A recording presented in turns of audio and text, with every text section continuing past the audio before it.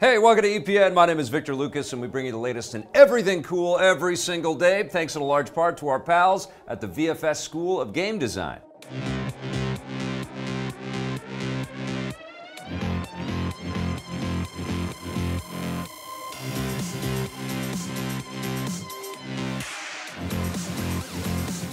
Thank you so much, Vancouver Film School. Now, today's rundown is dedicated to General Grievous. We love your screen name, General Grievous, and we also love that you've been watching EPN content online like crazy. This rundown is all yours.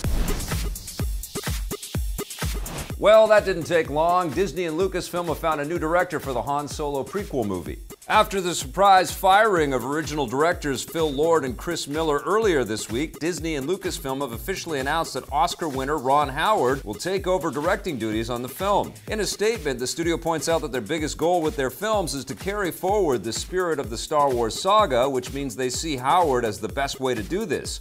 Unconfirmed reports indicate that the reason Lord and Miller were fired is because they were bringing a more comedic tone to the film, while Lucasfilm and Disney wanted it to be closer in line with Han Solo's depiction in the original trilogy. Boring conversation anyway. Ron Howard certainly has the ability to do this. Many of his films have the same kind of classic adventure feel typical of the Star Wars saga, and although he's never made a Star Wars movie before, he is a longtime friend of creator George Lucas and the Lucasfilm family. He starred in one of the very first Lucasfilm movies, American Graffiti, in 1973, and directed the Lucasfilm-produced Willow in 1988. George Lucas even asked him to helm one of the first 3 Star Wars prequels before deciding to direct all 3 himself, and we can't help but wonder if they'd have been better with Howard's involvement.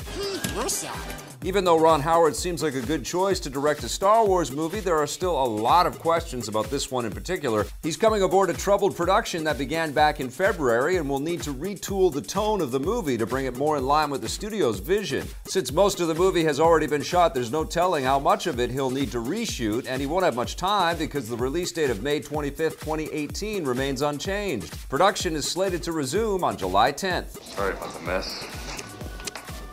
And Bothan spies may have leaked a few new details about one of the next big Star Wars video games. With Battlefront 2 hitting stores this November, many are wondering when we'll get a look at the other new Star Wars games that Electronic Arts has in the works. One of those new games is being made by Dead Space developer Visceral Games, overseen by Uncharted 1, 2, and 3 director Amy Hennig, but apart from a few seconds of teaser footage, very little is known. That might be about to change. The Star Wars news website, Making Star Wars, which had accurate leaks about The Force Awakens and Rogue One months before they were released, has posted new details about Hennig's game. If you don't want any spoilers, you should probably tune out right now. According to the site, the new game will take place between the events of the first Star Wars movie and The Empire Strikes Back, with the main character being a charming scoundrel by the name of Dodger, who's been dodging the Imperial Army for years. The story will apparently see him take on the Empire and members of the criminal underworld like Jabba the Hutt, with most of the action unfolding in the Outer Rim part of the Star Wars galaxy. Whoa. Keep in mind that no official announcements about the story or characters have been made, so consider all of this a rumor until further notice. One of the biggest games in Canada wants to make players a lot more skilled. EA Sports has released the first gameplay trailer for NHL 18, the latest entry in their annual pro hockey franchise. The biggest new features this year are the creative attack and defensive skill stick controls, which give players the ability to pull off more intricate and realistic stick and puck maneuvers like one-handed dekes and between-the-leg shots. This will give players a lot more control over how they handle the puck, and the development team at Vancouver-based EA Canada hopes that this will also make the experience more creative and customizable to each player's unique skill sets. Another new addition is an arcade-style 3 versus 3 mode, which will give you faster-paced matches that can be finished more quickly than traditional games. NHL 18 will drop the puck on the PS4 and Xbox One on September 15th. EA Sports will hold a beta test for the game starting July 25th, with registrations open now on their official website. It's going to be another very wet and very hot summer for Netflix subscribers. The streaming giant has unveiled Wet Hot American Summer 10 years later, a new series based on the cult comedy film. Unlike the 2015 Netflix series Wet Hot American Summer First Day of Camp, which was a prequel, the new one is a sequel set 10 years after the events of the film, picking up with the same group of characters as they return to Camp Firewood for another round of counseling shenanigans. At least they're picking up with most of the same characters. The original film had a lot of unknown actors that went on to become big stars, and as such, Netflix hasn't been able to get all of them back this time around, Paul Rudd and Amy Poehler are returning, but Bradley Cooper was unavailable due to scheduling conflicts. What? With Wet Hot American Summer, as well as other shows like Arrested Development, Netflix is making a name for itself reviving cult franchises. This indicates that niche entertainment, which can have a hard time finding an audience in movie theaters or on traditional television, can thrive in the more user-friendly streaming market. All 8 episodes of Wet Hot American Summer 10 years later will be available on August 4th. That's what it is. It just comes out this way. That's great. Audiences might finally be getting wise about the Transformers movies, at least in North America.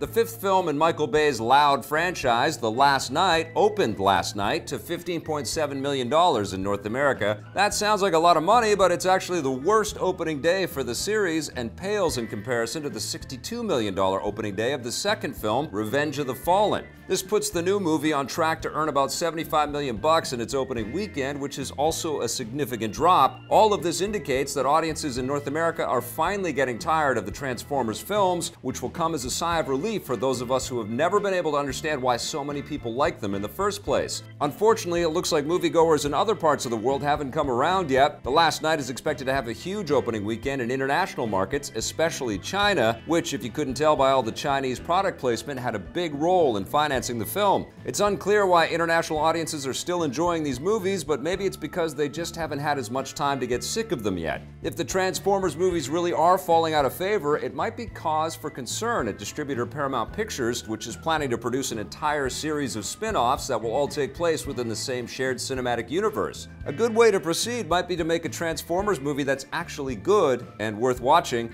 but we'll believe that when we see it. A few dino-sized details about the next Jurassic Park movie have come stomping in. Universal Pictures has announced that the follow-up to Jurassic World will be titled Jurassic World: Fallen Kingdom, an ominous title that perhaps refers to the fall of the Jurassic World theme park depicted in the last film. The official tagline for the movie is "Life Finds a Way," a line from the original movie, and we're guessing this means that the new film will see the genetically modified dinosaurs evolve and change in unexpected and fearsome new ways. All you really need to know about the new movie is that Life Finds a Way speechmaker Jeff Goldblum will be back, so count us in.